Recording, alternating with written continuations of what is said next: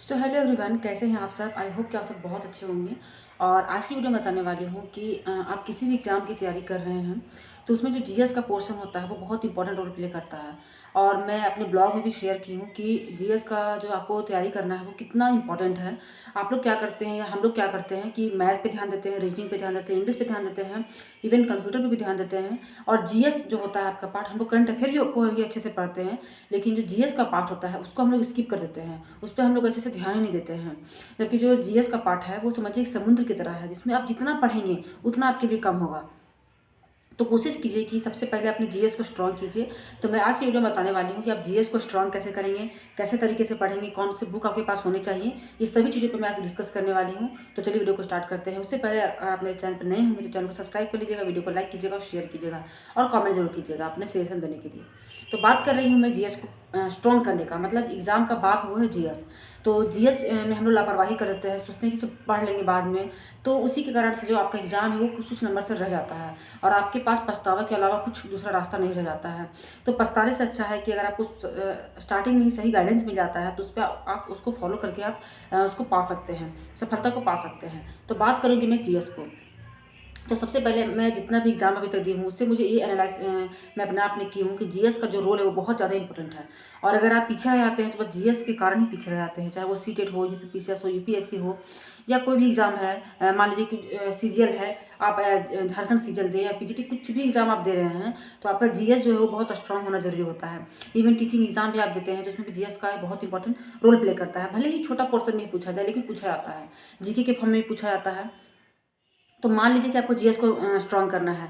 तो मान लीजिए अभी आप बिल्कुल फ्रेशर है, जैसे आपको अभी कुछ भी नहीं पता है। पता है, देखिए पता सबको रहता है, लेकिन जो एग्ज़ाम लेवल का जो तैयारी है वो आप अभी तक नहीं किए हैं। अब आप कैसे करेंगे, या आप किए होंगे तो भूल चुके होंगे, तो आप कैसे करेंगे। तो जैसे कि मैं जब यूपीएससी की तैयारी करती थी तो मैं कैसे अपने जीएस को स्ट्रॉन्ग की थी वो मैं आप लोगों तक शेयर करूँगी। वही तरीका मैं आप लोगों को बताऊँगी और आप उसको फॉलो कीजिएगा। और आप इसको फॉलो करने में कि 15 दिन के बाद आप रिजल्ट मेरे साथ शेयर कीजिएगा कि आपको इसमें क्या फीडबैक आपको मिल रहा है, आपको इसमें क्या अपने आप में बदलाव दिख रहा है। तो सबसे पहले आपके पास अगर एनसीईआरटी है 6 से लेकर 12 तक का, उसको पहले कंप्लीट कीजिए। लेकिन अगर आप उतना नहीं पढ़ सकते हैं, आपके पास मतलब उतना टाइम नहीं है, या पढ़ चुके हैं एनसीईआरटी और फिर भी आप भूल जा रहे हैं, तो आपके पास एक लुसेंट का बुक होना चाहिए। जो लुसेंट का जो ब्लू कलर का बुक आता है, थ्योरी वाला, जो वन लाइनर होता है, जो बिल्कुल फैक्ट होता है, मेरे पास है लेकिन अभी मैं लेके नहीं बैठी हूँ, तो उसको आप रख लेंगे।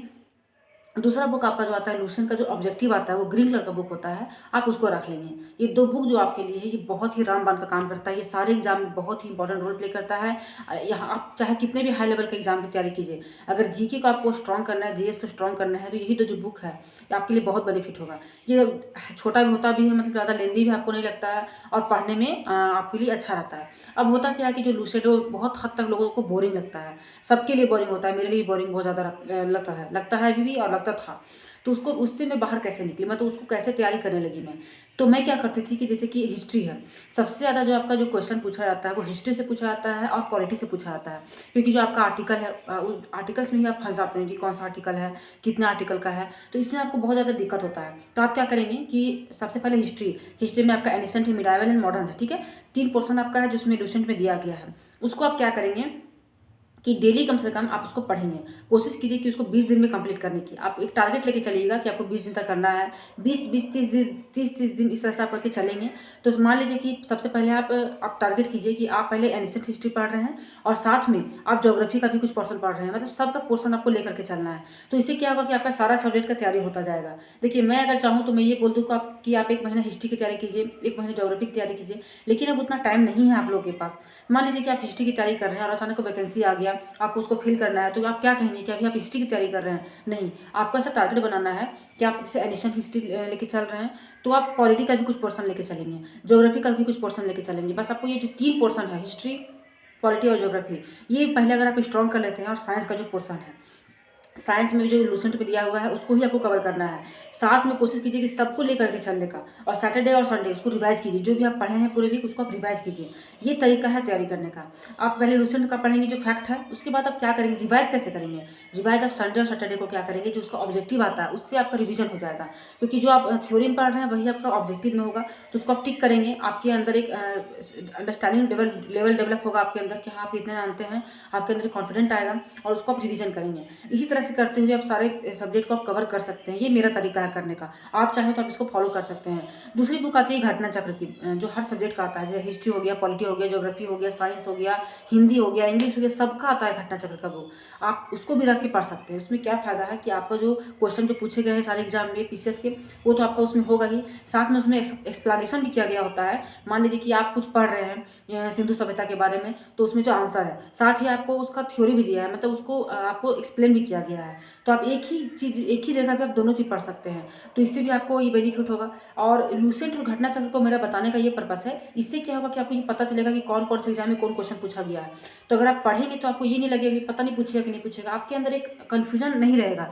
आपको पता रहेगा कि हाँ, ये इस एग्जाम में पूछा है, इस एग्जाम में ये इंपॉर्टेंट है। आप अगर जब लूसेंट पढ़ेंगे तो आप ये देखने को आपको मिलेगा कि जो यूपीएससी का लेवल का क्वेश्चन है उस वो भी लूसेंट से ही पूछा गया होता है। लूसेंट में वो चीज़ मेंशन किया गया होता है। तो आप समझ सकते हैं लूसेंट का और घटना चक्र का कितना इंपॉर्टेंट है। तो सबसे पहले आप ये दोनों बुक को कंप्लीट करने की कोशिश कीजिए। कंप्लीट तो कभी नहीं होता है, जो भी है पढ़ाई वो कंप्लीट नहीं होता है, लेकिन आपको कॉन्फिडेंट देता है। आपको एक मोटिवेशन अंदर से मिलता है कि हाँ, आप भी इस कॉम्पिटिशन की रेस में आप लड़ सकते हैं लोगों से। तो ये तरीका है पढ़ने का। तो आप ये चीज़ कीजिए और देखिए इससे आपको बहुत फ़ायदा होगा। आप सीटेट का भी एग्ज़ाम अच्छे से क्वालीफाई कर सकते हैं। प्लस में आपका जो टीचिंग एग्जाम है उसमें भी आप क्वालीफाई कर सकते हैं। पीसीएस का भी एग्जाम में आप क्वालीफाई कर सकते हैं। यूपीएससी को भी क्वालीफाई कर सकते हैं। ये आपको समझिए कि मतलब बहुत गागर में सागर वाला काम करेगा। अब आप सोचेंगे कि स्टैंडर्ड बुक पढ़ें तो उससे आपको बहुत ज़्यादा प्रॉब्लम होगी। पहले आप इसको कवर कर लीजिए, उसके बाद आप स्टैंडर्ड बुक की ओर जाएँगे तो आपको समझ में भी आएगा, क्योंकि आपको पहले से फैक्ट पता होगा। तो आपको बुक जो स्टैंडर्ड बुक आता है, जैसे लक्ष्मीकांत आएगा, स्पेक्ट्रम आएगा, ये सब बुक अगर आपको मिल जाता है तो आपको पढ़ने में दिक्कत नहीं होगा। तो मेरा ये माने तो आप पहले इससे स्टार्ट करें। और मेरे अंदर ये चीज़ था कि मैं आप लोगों को शेयर करूँ आप लोगों के साथ कि आखिर जीएस का तैयारी करना है तो कैसे करेंगे, कहाँ से करेंगे? क्योंकि जब मैं भी तैयारी करना शुरू की थी तो मेरे अंदर बहुत कन्फ्यूजन चलता था कि कैसे पढ़ें। लूसेंट में पढ़ती थी, एक दिन दूसरे दिन बोर हो जाती थी, छोड़ देती थी उसको। तो इस वजह से एक अंदर में टेंशन होता है आदमी को, स्ट्रेस होता है कि कैसे पढ़ें। पढ़ना भी ज़रूरी है, आप उससे भाग भी नहीं सकते हैं। ऐसा नहीं है कि आप उसको छोड़ देंगे तो उससे आप दूर हो जाएँगे। देखिए, घूम फिर के आपको वहीं पे आना है, ठीक है? तो उससे आप भाग नहीं सकते, जी नहीं चुरा सकते। आप आज भागेंगे लेकिन कल आपको उसी के पास आना है। तो ऐसा कीजिए कि कुछ ऐसा रास्ता निकालिए जिससे आपको भागना भी ना पड़े और आपकी तैयारी भी होता जाए।